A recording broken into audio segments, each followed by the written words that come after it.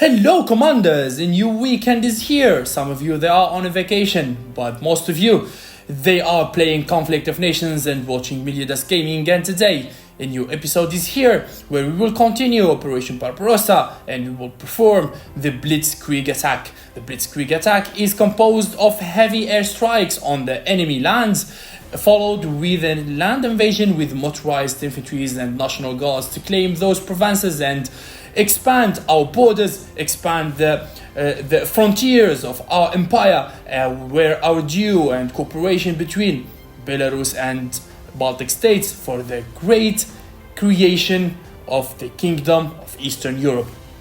The first strike on the city of Leipzig is here, where you see in front of you the casualties we inflicted there on the capital Berlin.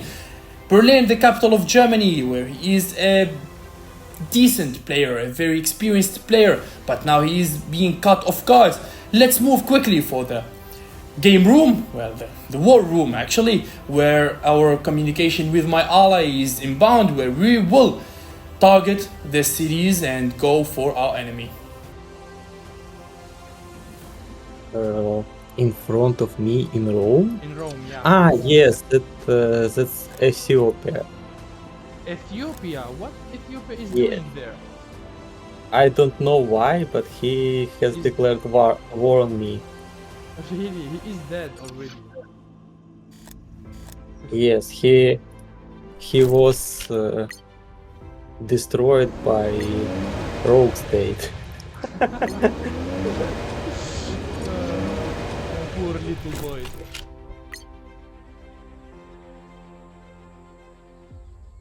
Okay, so I will take Hanover, Munich, Innsbruck. You will take Leipzig, electronics, Berlin, supplies, and you take Frankfurt, rare materials, and yeah, you can take also Calais, maybe in the north of France or something like that.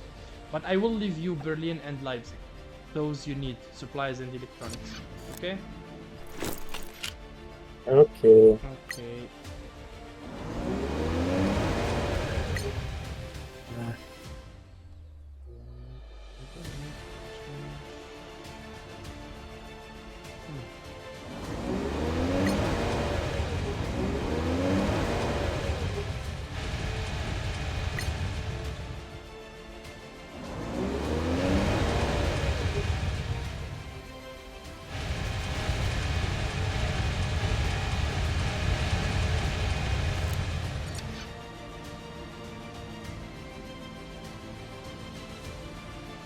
Well, you heard how we are going to split Germany.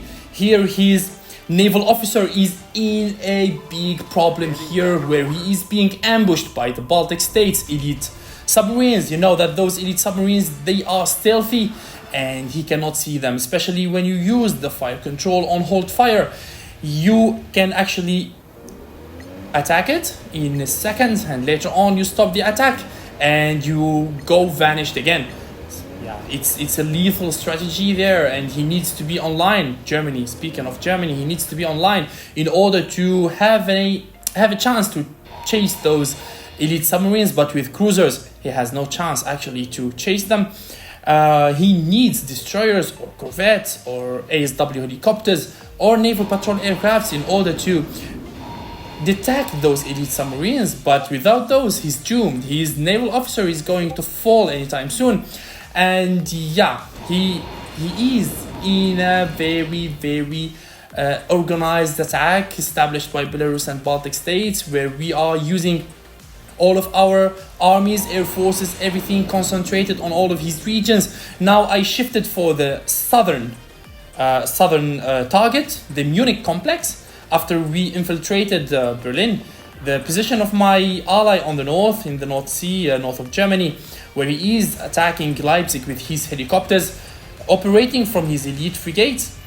Meanwhile, I'm performing a southern airstrikes on his complex of Munich, which is a component city. Valuable, yes, extremely valuable, but it is fortified and defended by a lot of German land armies that I see here. There is soft targets on our borders. Maybe he is preparing for an invasion, but we caught him off guard and we were the first ones to stop this attack because the presence of his land troops on the borders is a bit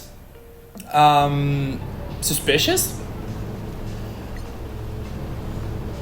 Alright, I will try to send as much infantry and land forces as possible all around Germany, especially that most of his southern troops, they are in the Alps, which are all mountains, which also going to make the movement of my land forces very slow. That is why I'm using the motorized infantry for the first invasion, because you know, National Guards, they are super slow. With a 66% penalty on speed in hostile territories, while our motorized infantry is only 50% penalty. So this makes our motorized infantry faster in hostile territories, while National Guards, they are faster in friendly territories. So I had to adapt with this change. I had to adapt with this update.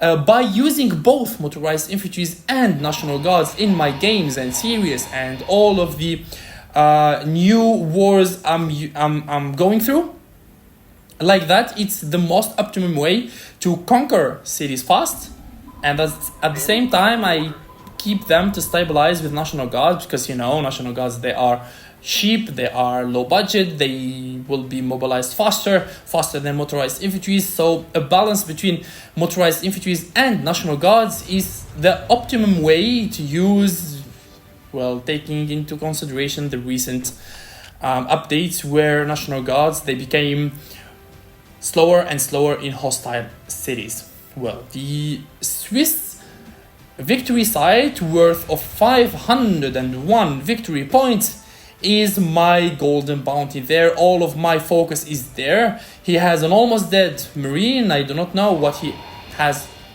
else, but here I'm trying my best to focus all the fire of my mix of naval strike wing, composed of strike fighters and naval strike fighters. One of our followers has asked me why this mix of naval and strike fighters, and is it worth the investment? Well, it is definitely worth the investment, because this is going to benefit you of the damage distribution. I explained it in episode 9, and again today I shall speak about it a little bit, because every unit has a certain weight, let's say, or a certain damage ratio. For example, the normal strike fighters, their damage received from the National Guards is not the same as the naval strike fighters. Well, let's say when they are in the same stack, because when they are in the same stack, every unit has like a row in the damage, because when you go for the informations of every unit, you will find the front line, middle line, rear line. That says too much about the damage distribution. For example, when you have a stack that is composed of a front line unit that has a feature of front line, and at the same time, for example, tanks that has damage of the rear line. Of course, when this stack is going to engage in war with another army, the front line is going to get the much damage in the stack, because it is front line. It's going to absorb the great or the bigger portion of the damage. I know I will make a tutorial about this, because I cannot really explain it through this series very quickly. It needs a well explained tutorial on how to use the damage distribution for your benefit. Don't worry guys, a lot of tutorials that are coming ahead. I'm trying to gather up the topics that I want to speak about and that has been initiated by our community. First of all, let's focus on Operation Barbarosa. Let's win this game, because it's challenging, it's very hard, and it's my first game in the new mode of Rising Tides, so I hope it gets successful. Thank you boys for watching today's episode. Let's meet again on Sunday, because I will post again in part 11, where we continue our invasion on Germany. See you boys, and bye bye.